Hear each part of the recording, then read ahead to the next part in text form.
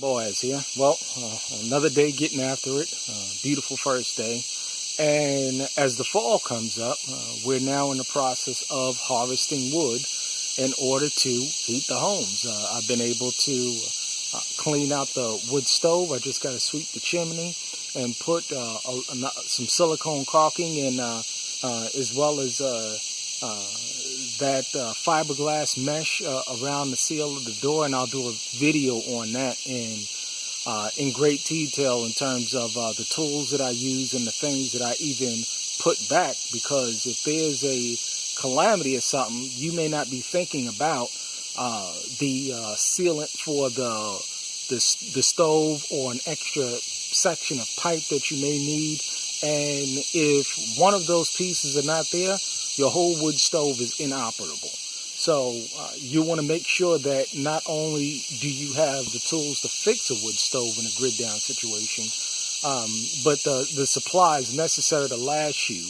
for a couple of years. So I'll get into that. But what am I doing? I'm in the back of the property, and a certain section of the property is in forest. And so it is wooded. And as you see, it's a lot of trees around. And so what I do is, for the previous fall, what I do is I just go back here and I chop down a couple of trees and just let them dry out for that year, so that by the time now I come back and I have the time to harvest this seasoned wood. Because see, this is seasoned wood now. You see that? This is seasoned wood. You see a couple of trees that I was able to put down.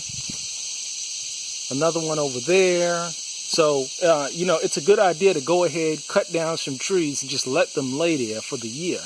And so by the time the next season comes, you could just go ahead, harvest them, put them on your wood stack, and get that going, okay? So, very important to, just plan ahead in these things. And this is something that you can do, very straightforward. But what I wanted to talk about in this video is, it's just got me to thinking on my mind. And we had a RTA call and another beautiful call where a lot of wisdom was put forward. A lot of the brethren got some good sound advice and direction on how they should be dealing with, various situations in their personal lives, whether it career or whether it a family, and what kind of family you should be starting and what you should and should not avoid. And,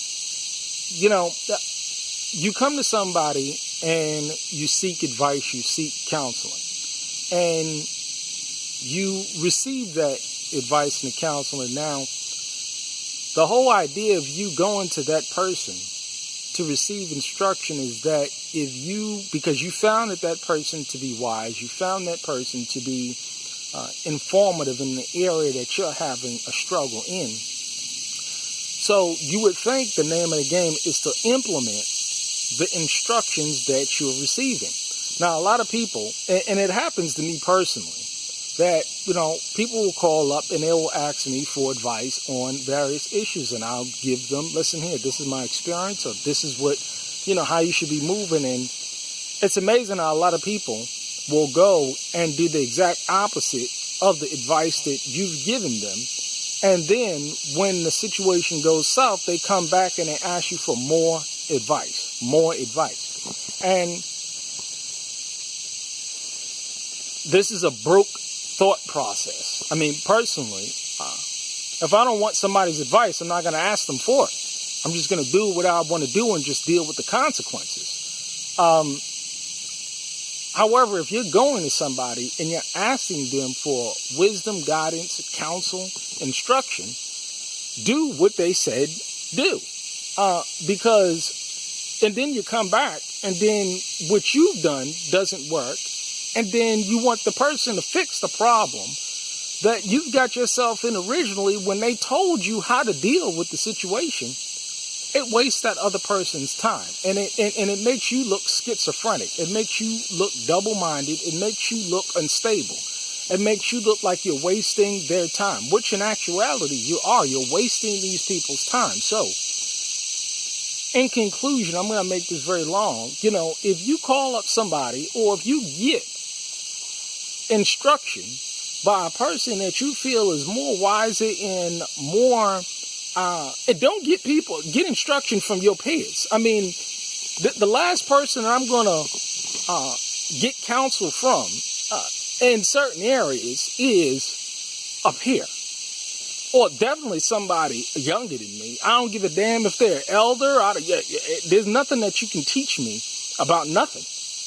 Because you lack the wisdom, you lack the experience, you lack the time in these particular areas. So avoid that as well.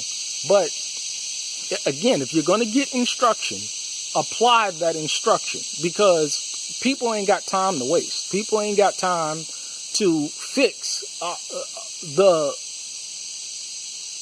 constant screw-ups that you're making, and then you expect them to give you more counsel, wisdom, guidance, and advice. Hope I was able to, say something that stimulated thought, that renewed your mind in this particular area. So I'm going to get back logging this and getting this stuff back over here, because, I mean, it's just a beautiful thing to sit in front of a nice wood stove and see that fire crackling. And, I mean, it's just in the smell of the wood. I mean, it's a beautiful thing.